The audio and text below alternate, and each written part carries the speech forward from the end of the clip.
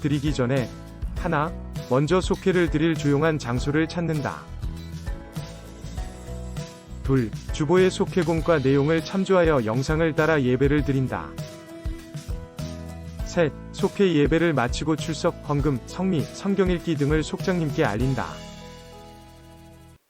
조용한 기도 드림으로 금주 속회 예배를 시작하겠습니다. 여호와께 감사하고 그의 이름을 불러 아뢰며 그가 하는 일을 만민 중에 알게 할지어다. 그에게 노래하며 그를 찬양하며 그의 모든 기이한 일들을 말할지어다. 하나님 아버지, 오늘도 속회로 모이지 못하는 속회를 위해 부득이 영상을 통해 비대면 속회 예배를 준비해서 드립니다. 영상으로 예배드리는 속도원들 그곳에 함께하여 주시어서 영육의 강건함을 허락하여 주시고 성령으로 충만하게 하여 주시며 말씀을 듣고 깨닫는 기쁨이 있게 하옵소서. 모이지 못함으로 서로 몸이 멀어져 있다고 하여 마음까지 멀어지지 않게 하시고 이럴 때일수록 마음은 더 가까이 할 수 있도록 서로를 위해 뜨겁게 중보기도하는 속회원들 모두 되게 하여 주옵소서. 아무쪼록 하나님의 복된 소식을 듣고 보고 전하는 속회되기를 바라며 이 모든 말씀 예수님의 이름으로 감사하며 간절히 기도드립니다. 아멘. 오늘 우리에게 주시는 하나님의 말씀은 사사기 6장 11절에서 24절까지 말씀입니다. 저와 여러분들은 사사기 6장 12절 한 절만 각자의 자리에서 함께 봉독하도록 하겠습니다. 시작. 여호와의 사자가 기드온에게 나타나 이르되 큰 용사여 여호와께서 너와 함께 계시도다 하매. 아멘. 여호수아서에서 다음으로 이어지는 성경은 사사기입니다. 사사기도 구약의 역사서에 구분되는 성경이죠. 이스라엘 왕이 없는 시대에서 왕정 시대로 가는 중간기라고 할 수가 있습니다.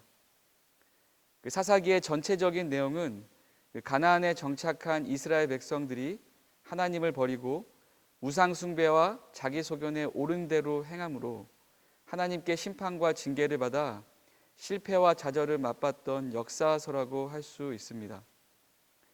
여기서 한 가지 주목해야 하는 점은 이스라엘 백성들을 심판과 징계함에 있어서 하나님께서 사용하신 도구가 이방 나라다라는 거예요.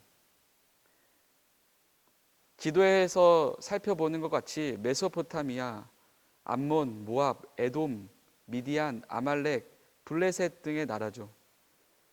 그러나 이스라엘 백성들을 향한 하나님의 목적과 계획은 결코 심판과 징계가 아니었습니다. 언제나 이스라엘을 향한 구원과 평안이 하나님의 목적과 계획이죠. 그래서 심판과 징계의 상황에서 이스라엘 백성들이 빨리 깨우쳐야 하는 것이 있습니다. 이사야 55장 7절에 보면 악인은 그의 길을, 불의한 자는 그의 생각을 버리고 여호와께 돌아오라. 그리하면 그가 긍휼히 여기시리라. 우리 하나님께로 돌아오라. 그가 너를 너그럽게 용서하시리라. 여러분, 심판과 징계는 구원과 평안을 주시는 하나님께로 돌아가라는 하나님의 사인이라는 겁니다. 성경은 하나님께 돌아가는 것에 대해서 회개라고 표현합니다. 이스라엘 백성들이 하나님께 부르짖으며 자신의 죄악을 회개할 때 하나님께서 하신 일이 있습니다. 바로 이스라엘을 구원하기 위해 사사를 세운 것이죠. 그림 오른쪽을 보면 사사들의 이름이 나타나 있는데 하나님께서 세우신 사사는 사사기에 보편적으로 12사사라고 합니다. 하지만 14명의 사사라고도 나온 것에는 바로 바락과 아비멜렉을 포함시킨 것인데 그 많은 학자들의 견해에 있어서 바락과 아비멜렉은 사사로 보지 않는 견해들이 많다라고 하는 거죠. 사사기는 그림 왼쪽에서 살펴보는 것 같이 그 원의 화살표의 반복의 역사라고 할 수가 있습니다. 무슨 말이냐? 이스라엘 백성들이 죄악을 행하면요, 징계의 도구인 이방 민족에게 압제를 당합니다. 이스라엘 백성들이 하나님께 부르짖으며 회개하죠. 그러면 하나님께서 구원의 도구로 사사를 보내십니다. 그로 인해서 이스라엘 백성들이 평안하게 생활을 유지하게 되죠. 이렇게 그 후에 이스라엘 백성들이 하나님만 섬기며 평안하게 살았다, 이렇게 마치면 사사기가 참 좋겠지만, 이스라엘 백성들은 또 은혜를 망각한 채 그 죄악을 저지르게 되죠. 그래서 다시 이방 민족에게 압제를 당하게 되고요, 다시 회개를 하고 사사를 보냄받아 구원을 받게 됩니다. 이 죄악의 원의 사이클이 7번이나 반복되는 역사서가 바로 사사기죠. 오늘 말씀에서 이스라엘 백성들을 그 구원의 도구로 하나님이 보내신 사사는 기드온입니다. 사사 기드온은 300명의 용사와 함께 미디안 아말렉 연합군과 싸워서 승리하게 되죠. 기드온은 처음부터 용기가 있는 사람이 아니었습니다.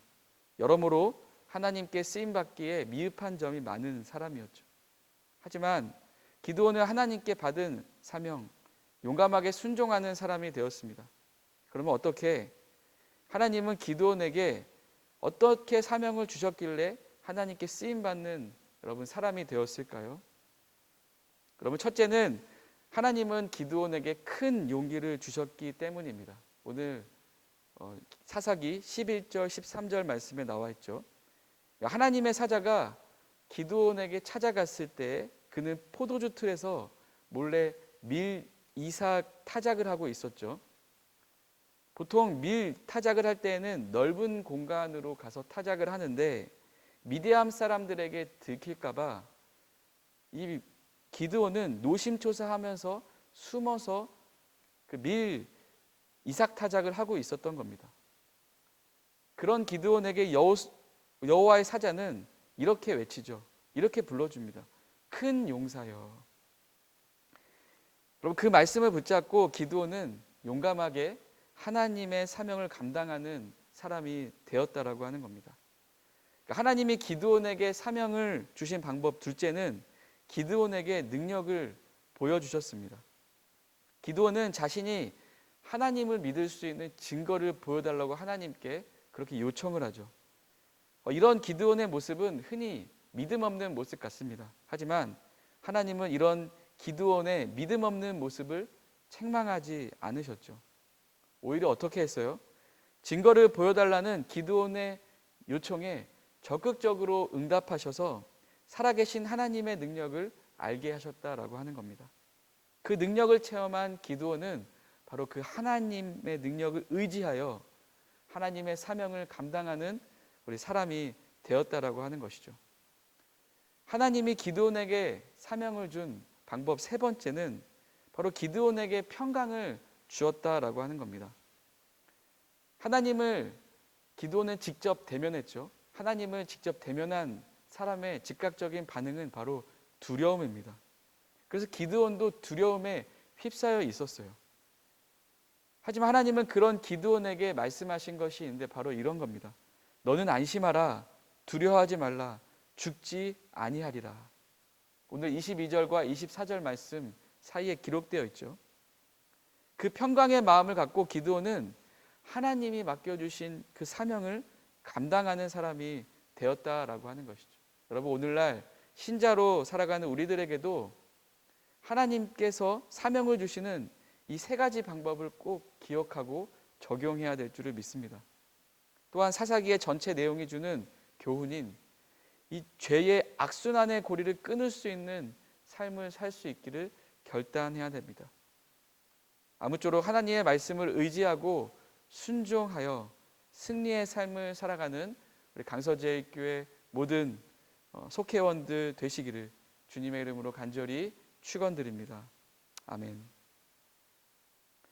이 시간 찬송가 312장 1절만 찬송 드리면서 준비한 헌금을 드리는 시간을 갖고 주기도문 하심으로 금주 속회 예배를 마치겠습니다.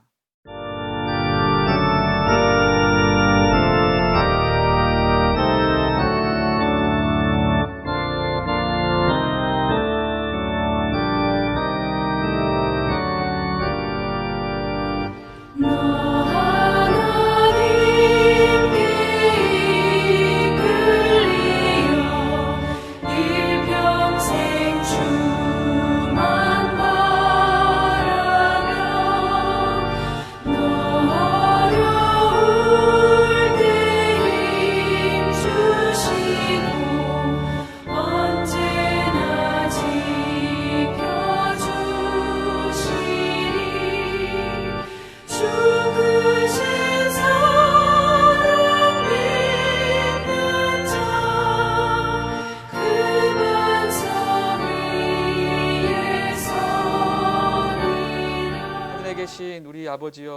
이름이 거룩히 여김을 받으시오며 나라가 임하시오며 뜻이 하늘에서 이루어진 것 같이 땅에서도 이루어지이다.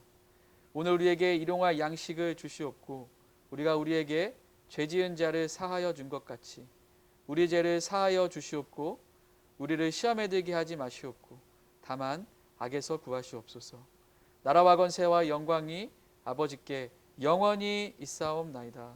아멘.